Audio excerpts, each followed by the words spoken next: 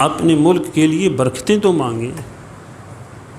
حضور صلی اللہ علیہ وسلم نے دعا مانگی ہے، اللہم ضافی ارضنا برکتہا وزینتہا وسکنہا، اے اللہ ہمارے ملک میں برکتیں رکھ دے، ضافی ارضنا و برکتہا وزینتہا، اس کو سرسبز و شاداب بنا دے، وسکنہا، اس کو امن کا گہوارہ بنا دے۔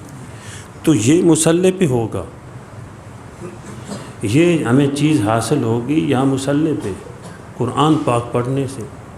اگر آپ سارا دن سکرین پہ بیٹھے رہیں گے، بیٹھ کر ایک کی غیبت کریں گے پھر دوسرے کی، جیسے سنا جا رہا ہے۔ میں ایک جگہ پہ گیا، اللہ معاف فرمائے، اترتا گیا، ایک آدمی کو ملا، ایسے ایسے بہتان ایسے ایسی باتیں کر رہے تھے۔ میں نے کہا اللہ معاف فرمائے، بیچارے کو پتہ بھی ہے کہ نہیں۔ اور مجھے کچھ عرصہ پہلے کہتے ہیں بھائی آپ کے گاؤں میں بھی بڑے جنون ہے بعض دفعہ۔ میں نے کہا بھائی ایسا میں امید کرتا ہوں ایسا نہیں ہے۔ تو اس لیے میں کہتا ہوں بھائی یہ جھگڑا اللہ سے مانگنا جو ہے یہ تو ہمارا کام ہے۔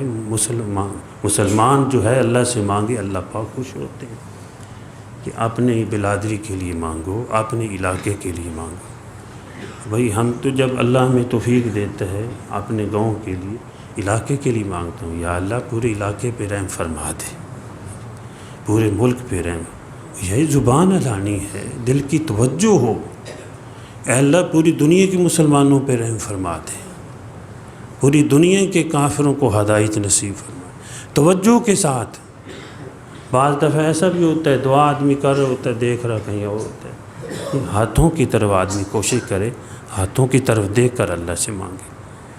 تو یہ ہے کہ اس مناسبت سے آج 27 رمضان المبارک ہے جی، یہ برکتوں والا مہینہ، ہمارے ملک کو اللہ پاک نے اسی دن وجود بخشا ہے نا جی۔ ویسے 14 اگست 1947 یہ بھائی انگریزی تاریخ ہے، ہماری تاریخ جو ہے وہ 27 رمضان المبارک کو پاکستان کو اللہ پاک نے وجود بخشا۔ اللہ اسی مہینے کی برکت سے اس کو قائم دائم رکھے۔ بھائی یہ چراغ رات کو بتایا، اللہ پاک نے پاکستان کے چراغ کو جلایا کلمے کے نور سے، کلمے کے نور سے، کیونکہ ہم نے کلمہ پڑھ کر اللہ سے مانگا تھا۔ ہمارے شیخ رحمۃ اللہ علیہ اس میں شریک ہیں، ہمارے دادا شیخ اس میں شریک تھے۔ ہمارے بزرگوں کی یہ دعاؤں کا صدقہ ہے، ان کا عزم تھا، ان کے ارادے تھے کہ ایک علیحدہ ملک ہونا چاہیے۔ اس لیے اللہ اس چراغ کو جلائے رکھے، جلتا رہے گا انشاءاللہ، انشاءاللہ یہ چراغ جلتا رہے گا۔ میرے تو باطنی آواز ہے، جو اس کو بجھانے کی کوشش کرے گا جتنی بڑی بھی طاقت کو، اللہ پاک بڑی طاقت والے ہیں، اس کا منہ جلے گا، وہ خود جل جائے گا۔ لیکن پاکستان کا چراغ اس کلمے کے نور کی برکت سے جلتا رہے گا۔ ہم نے کلمہ پڑھ کے اللہ سے لیا ہے، اور کلمے کی بنیاد پر اللہ پاک نے ہمیں عطا فرمایا ہے۔ حکیم الامت مولانا اشرف علی تھانوی رحمۃ اللہ علیہ ریاست رامپور سے گزر رہے تھے، تو وہاں کچھ مسلمانوں کے لیے آزادی تھی، وہاں مسلمانوں کی اذانیں ہو رہی تھی، آزادی تھی اس دور میں۔ تو فرمایا میرا جی چاہتا ہے، یہ سب سے پہلا تصور جس نے پیش کیا، آج ہمیں پتہ نہیں ہے تاریخ کا بات ہے، علماء اور صلحاء کی تاریخ کو تو ختم کر دیتے ہیں نا، لیکن فرمایا میرا جی چاہتا ہے کہ ایسا ملک ہونا چاہیے جس میں مسلمان آزادی کے ساتھ اللہ کی عبادت کر سکیں۔ اور پھر اس کے بعد جب یہ تاریخیں چلتی آئیں، قائد اعظم محمد علی جناح بانی پاکستان مرحوم جب انہوں نے اس کا کیس لڑا تو پھر ساتھ دیا۔ یہ مولانا شبیر علی اس تھانوی رحمۃ اللہ علیہ وہ حضرت کے خط لے کر دہلی میں آتے تھے قائد اعظم محمد علی جناح مرحوم کے پاس، رات کو آدھی رات کو وہ فرماتے ہیں کہ قائد اعظم محمد علی جناح مرحوم نے نماز مجھ سے سیکھی ہے۔ بھائی انگلستان کے پڑھے ہوئے تھے، وہاں پڑھتے رہے، ان کو نہیں پتہ تھا۔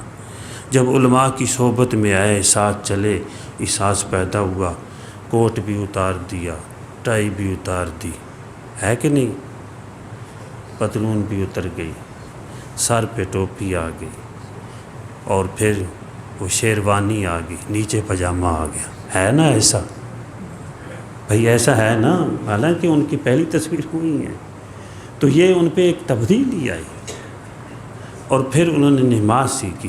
تو میں کہا کرتا ہوں جہاں بانی پاکستان کے ہمارے بننے میں لیڈر تھے، الحمدللہ ہمارے بزرگوں کے شاگرد بھی تھے، الحمدللہ ہمارے بزرگوں کے شاگرد بھی تھے، نماز ان کے پاس سے سیکھی۔ فرماتے ایک مرتبہ میں رات کو آیا، مولانا شبیر علی تھانوی رحمۃ اللہ علیہ کہتے ہیں کہ حضرت کا خط لے کر حکیم الامت مولانا اشرف علی تھانوی رحمۃ اللہ علیہ، میں آیا تو رات کو دیکھا، آدھی رات کو بعد محمد علی جناح مرحوم مصلی پہ بیٹھ کر اللہ سے مانگ رہے ہیں۔ یہ رات کا مانگنا اس کی بڑی برکت ہوتی ہے۔ اللہ پاک کس سے کام لے لے یہ اس کی اپنی مرضی ہے، سارے کام ایک آدمی نہیں کر سکتا، اور وہ جو کام انہوں نے کیا وہی کر سکتے تھے۔ دیکھو قانون کے جو جاننے والے تھے وہی جاننے والے تھے، اللہ پاک نے ان سے کام لے لیا۔ تو ہمیں ان کو اپنی دعاؤں میں یاد رکھنا چاہیے، ان کے رفقا مولانا شبیر احمد عثمانی رحمۃ اللہ علیہ، مفتی محمد شفیع صاحب رحمۃ اللہ علیہ، عبدالرب نشتر اور نواب لیاقت علی خان، کتنے یہ دنیا والے جو ہے وہ بھی ان کے رفقا بنے، علماء بھی ان کے رفقا بنے، اور انگلستان کا پڑھا یہ دیکھو اتنی بڑی سمجھ اللہ نے ان کو عطا فرمائی۔ پاکستان کے جب پرچم کشائی کا وقت آیا، بڑے بڑے وہاں مسٹر تھے، کسی کو نہیں کہا۔ مولانا شبیر احمد عثمانی رحمۃ اللہ علیہ جو تب مفسر بھی ہیں، محدث بھی ہیں جی، دارالعلوم دیوبند کے مترجم بھی ہیں، وہ ان سے عرض کیا حضرت اب یہ وقت ہے بزرگی کا، آپ اپنے ہاتھوں سے اس جھنڈے کو لہرائیں، پرچم کشائی کریں۔ الحمدللہ پھر اتنی بڑی محبت جاتے ہوئے جب زیارت میں جو ہے ہوا بندی کے لیے ڈاکٹروں نے وہاں پہ بلوچستان کے علاقے میں آپ کو کہا کہ آپ جہاں رہیں، صحت خراب تھی۔ سنا ہے ہمارے بزرگ بیان کرتے تھے کہ انگریز نے کہا اس نے اگر 1 سال ہی جینا تھا تو کیا کرنا تھا، لیٹ کر دینا تھا، پاکستان بنتی نہ۔ لیکن ان کی محنت اور کوشش اور دعاؤں کا صدقہ، بزرگان دین ان کے ساتھ، اللہ نے اس ملک کو وجود بخشا۔ تو آخر میں وہ عبدالرب نشتر اور نواب لیاقت علی خان اور دوسرے حضرات ان کی بیمار پرسی کے لیے گئے، تو قائد اعظم محمد علی جناح مرحوم نے لکھ کر دیا نصیحت، اپنی زندگی سے جب سمجھا نا کہ اب کچھ کرنے والا، لکھ کے دیا کہ میرا جی چاہتا ہے میرے جنازے کی نماز مولانا شبیر احمد عثمانی دیوبندی پڑھائیں۔ یہ سارے الفاظ لکھے، عثمانی دیوبندی، یہ دارالعلوم دیوبند سے جو پڑھے ہوئے ہیں یہ پڑھائیں میری جنازہ۔ پھر عبدالرب نشتر نے جب ان کا جنازہ ہوا تو آگے بڑھ کر یہ نصیحت نامہ بانی پاکستان کا سنایا عبدالرب نشتر نے کہ یہ ان کی یہ نصیحت نامہ ہے کہ میرے جنازے کی جو نماز ہے وہ مولانا شبیر احمد عثمانی دیوبندی پڑھائیں۔